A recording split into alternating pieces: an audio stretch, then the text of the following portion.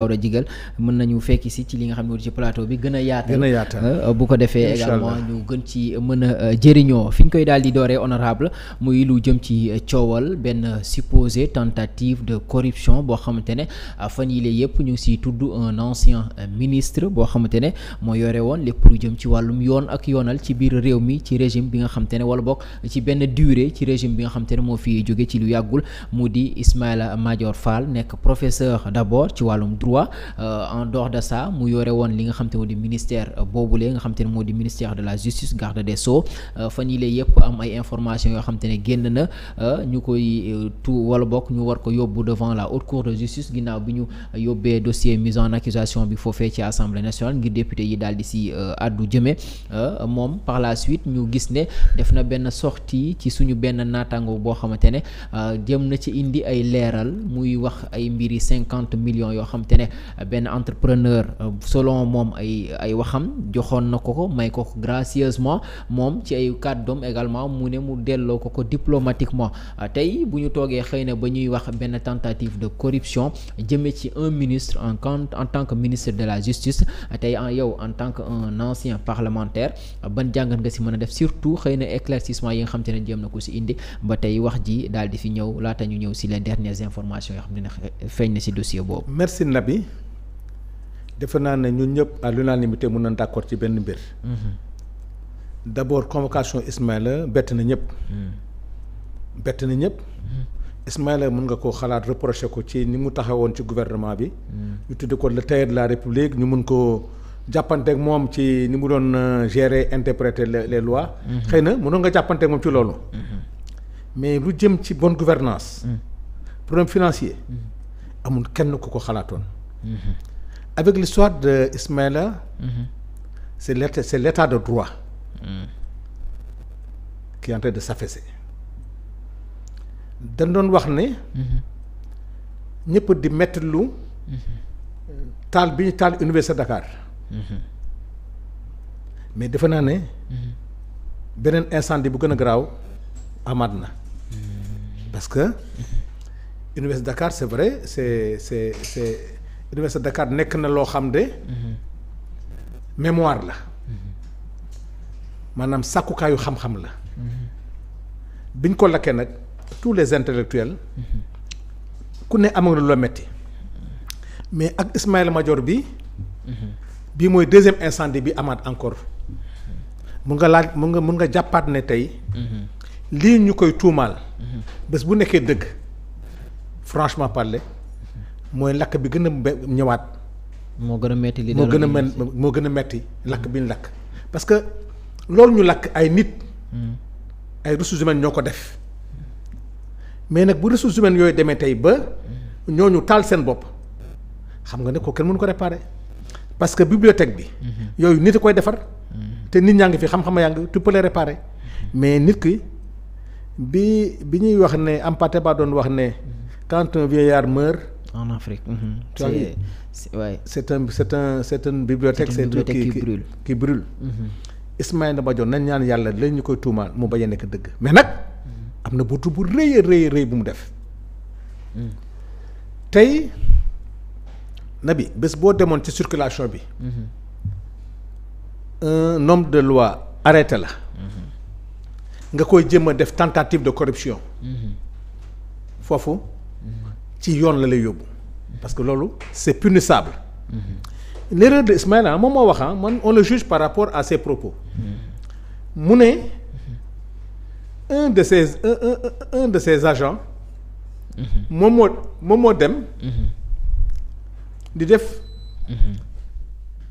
tentative de corruption c'est-à-dire kooku tey. di ko jéem a ger. moo ko doon jéem a ger. moo ko doon jéem a neexal boo ko pour rafetal. moom amul benn solution bu muy def. un professeur émérite.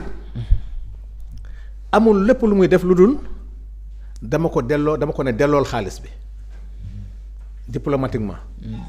moi je pense que ne. ni mu waxee ne moom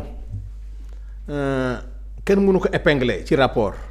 ndax jaar-jaaram ndax xam-xamam. waroon na xam ne. moom ci boppam. jaar-jaaban xam-xam boobu mu nekk benn modèle sur le plan intellectuel waroon na xam ne la solution du woon mu ne waa ji dellool xaalis bi parce que Maïmouna Ndour nee na ko. est-ce que vérifier nga ndax kooku jot na xaalis bi mu ne loola yoon nekku ci. fa xaalis bi jógewoon est-ce que ñibbi na fa. est-ce que ñibbi na fa. mu def ñaari bourde premier bourde bi mooy. ak moom homme d'état comme l'appelle. li mu waroon def mooy mu wóolu waa ji bien que nag waa ji moom ci waxam. nañ tënk ko rek ci waxu Ibrahima Ismaïla Madior jusqu'à preuve du contraire. moom ci waxam. nee na dafa delloo xaalis mais bu doon moom dafa naan waa ji ki ko indi waa ji mu ñëw. bu waa ji toogee. ki indi xaalis bi parce que kooku tamit il a une forte grande responsabilité. tu vois bi ki indi xaalis bi ak ki joxe xaalis bi ñaar nga la mën a def. nga ñëw ko. yar ko xamal ko ne infraction bu grave la def. boo ko mënee c'est punissable. tentative boobu rek c'est punissable ñoom ñaar ñëpp. ki indi xaalis bi ak ki ko joxe. loolu bu amee il ne les a pas sanctionnés. il les a pas remis à l'ordre beneen bi mënoon na ko woo retirer suspendre contrat bi pour tentative de corruption mais Ismaïla amul dara lu muy wax lu dellool xaalis bi xamoon na yegg na wala yeggul donc ci li mu wax yëpp bi ci gën a grave quand Ismaïla va jusqu'à vouloir faire un déballage di wax ne moom en tant que ministre ñooñu parquet bi ñooñu ku nekk xëy na booy xam benn nga xam mais moom xam na lépp xam na lu bëri loo xam ne bu naree daanu dina daaneel ñu bëri je dis que Ismaïla vraiment wàcc na wàcc boo xam ne tey il faut pas que nag mu indi ñu beneen problème nous on n'a pas besoin que muy daaneel ay nit parce que loolu bi mu ko waree defu ko et le ministre qui est là les parquetiers qui sont là ces magistrats là Sénégal dañu am yaakaar ci ñoom parce que ñu ngi ci yoon bu baax moom mi waroon def li mu waroon defu ko c'est pas au moment où bu muy daanu mooy comme les avocats Farba Ngom bi waxoon maître Cissé je ne sais pas que bu Farba daanoo ñu bëri daan daanu mais Doudou Ndoye non Doudou Ndoye moom dafa noonu médiation keneen ki j'oublie son nom dinaa ko wax léegi comme ils étaient deux maître Boubacar xaw ma lan donc Ismaïla a fait tomber l'état de droit te loolu gën a garaaw ci réew parce que les fondements de notre nation mu ngi nekk pilier numéro 1 bi mu ngi cëslaayam noonu ñuy wax ci olofan cëslaayam mooy un état de droit te Ismaïla en tant que garde des sceaux pas ministre de la Justice en tant que garde des sceaux c'est ça qui est important garde des sceaux mën a toog bay am tentative de corruption jëm ci moom te xool nañu procédure bi yëpp dara baaxu ci parce que Ismaïla bu nee ba ci biir montage financier bi doy waar boo xam ne dafa toucher l'Assemblée nationale la responsabilité de l'Assemblée nationale ça veut dire que dans la gravité donc c'est plus profond non c'est plus profond que vous ne le pensiez parce que montage bi dafa am benn mécanisme boo xam ne dafa jaar assemblée te assemblée gisu ko mooy gravité bi parce que nous en votant la loi des finances on doit bien vérifier parce que boobu yow yaa ngi woon foofu ca assemblée dans la loi des finances on s'est pas rendu compte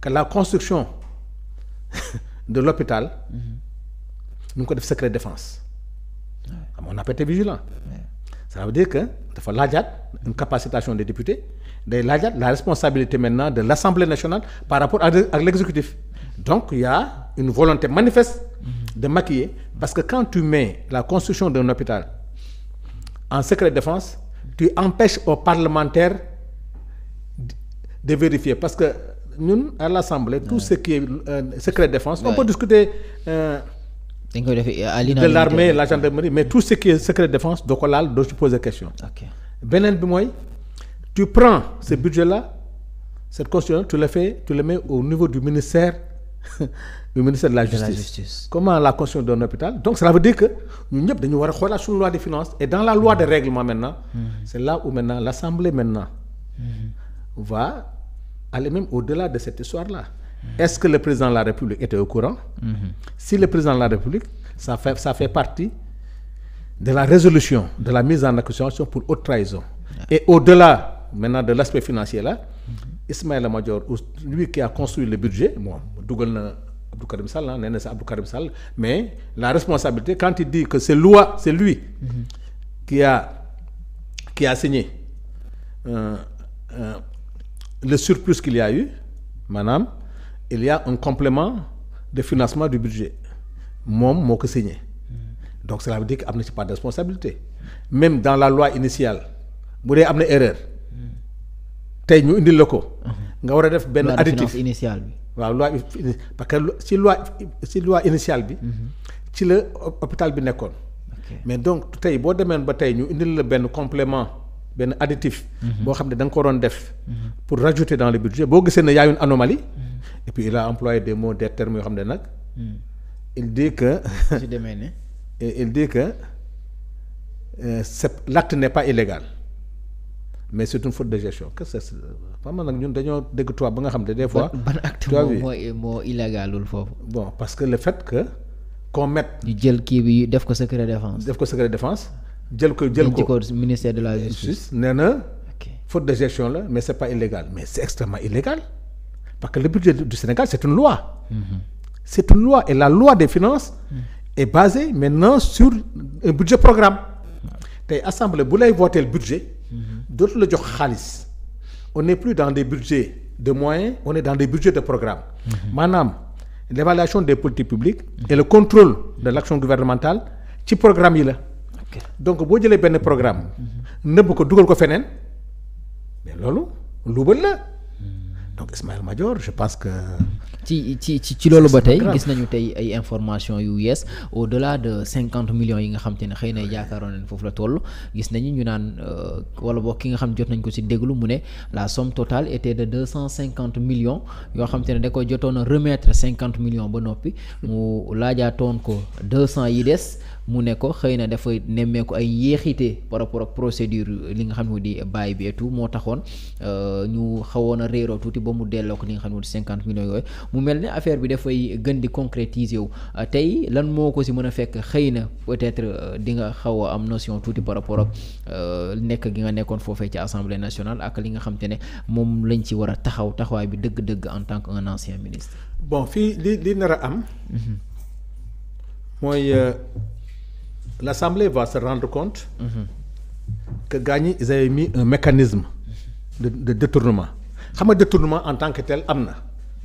da nga xam day jox la xaalis nga war a jënd ay micro ay yu kenn xamul nga dem surfacturation maa nga dem bañ ko jënd. boobu tu es condamnable. mais là la gravité.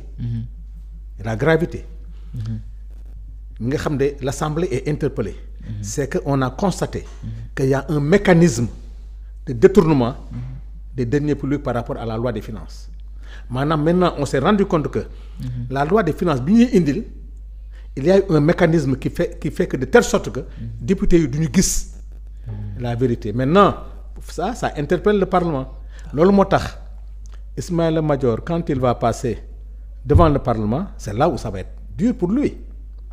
Il faut qu'il explique à l'Assemblée nationale comment il a pu détourner l'attention de l'Assemblée nationale jusqu'à prendre des actes yoo xam ne qui enfreignent la loi des finances. Xam nga infraction yi dafa bëri. Am na infraction boo xam ne bon ça c'est avec le pôle financier. Pôle judiciaire. Pôle judiciaire parce que attention. c'est parole contre parole parce que waa ji li mu wax moo gën a grave. waa ji moom enquête bi bu demee ba dem. Ismaïla là je pense que ça va être difficile pour moom de s'en sortir beneen bi nag. bi nga xam ne nag moo gën a grave maintenant c'est le mécanisme. xam nga des fois détournement mun na am jox la lekk nga mais bi gën a grave en matière de détournement c'est le mécanisme bi nga def en place pour détourner l'attention du Parlement nga xam ne ñooñu c'est la loi des finances. nga xam ne c'est l'une des lois les plus importantes parce que ci loolu na suñu constitution béeku ci loolu la suñu dund ñun en tant que sénégalais sur terre sa xaalis la xaalisu ñeneen la c'est nos impôts c'est nos recettes c'est les crédits que nos petits enfants vont payer loolu bu ñu gisee ne def nañu mécanisme tu as vu boo xam ne mécanisme luubal la loolu moo tax les infractions qui tournent autour de Ismaïla Madior dafa bëri au-delà même bi nga xam ne problème de corruption la parce que xam nga tentative de corruption la ñuy wax. ok donc mën na jur yeneen. yoo xam te ne mën na. non c'est évident li feeñ ni mooy c'est parce que li tax mu feeñ mooy moom il l'a avoué. Ismaïla a dit effectivement. tentative moom c'est avoué. non tentative moom am na. infraction. beneen bi. mécanisme de détournement. du contrôle de l'Assemblée nationale am na. mooy on a pris un hôpital. la ko doon def ko en secret défense. c'est une infraction extrêmement grave de la loi des finances. beneen bi. li nga xam ne dans les budgets programmes. bi nga xam ne dañ ko instaurer. il y a un programme de la santé. qu'on a mis au ministère xam nga ñeenti infraction yoo xam ne. ça va être très lourd pour Ismaïla. s'il sort. de l'infraction. bi nga xam ne moo jëm ci tentative de corruption mais ñaar yële mënu ci génn parce que ñaar yële moom c'est une évidence c'est réglé moo tax à l'Assemblée nationale actuellement avec la commission de délégation et tout on est entré actuellement et puis là maintenant la Cour des comptes est interpellée parce que il a donné des pistes à la Cour des comptes et ça nous permettra à l'Assemblée avec la loi de règlement maintenant c'est avec la loi de règlement qu'on va vérifier maintenant ce mécanisme qui a été mis en place et ça c'est une faute extrêmement lourde donc Ismaïla maintenant nag danger bi mooy dinaa daanu mais dinaa daan leen ñëpp kenn du daanu moom rek mooy daanu waaw c'est fini noonu na bàyyi ñu liggéey quoi am na ñu wax ne xëy na dinañ ñoom témoin mais ça c'est des règlements de compte quoi parce que Ousmane Diagne ñi muy wax nii ñooñu wax dëgg yàlla le Sénégal s'est réconcilié avec la justice sénégalaise bu mu ñu indil problème na bàyyi ñu ko ne suñu liggéey waroon na ko def bi mu ko waree boole wu ko mais du xaar bay daanu nag naan dafay menacer de déballage il n'a qu'à déballer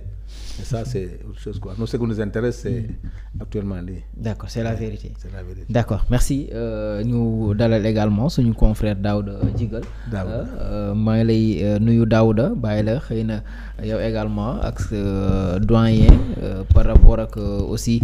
xëy na dossier boobu xam naa ne ñëwaat nga ci tey lu yaatoo yaatu waaye sa jàngat surtout par rapport ak tolluwaay bi ak xëy na boo amee question booy jébbal doyen également ñu daal di jàll ci beneen ponk. maa ngi lay nuyu di la ziar di la jaajëfal internet bu baax a baax. di nuyu honorable Sanu di ko jaajëfal aussi par rapport ak ci liggéey bu am solo bi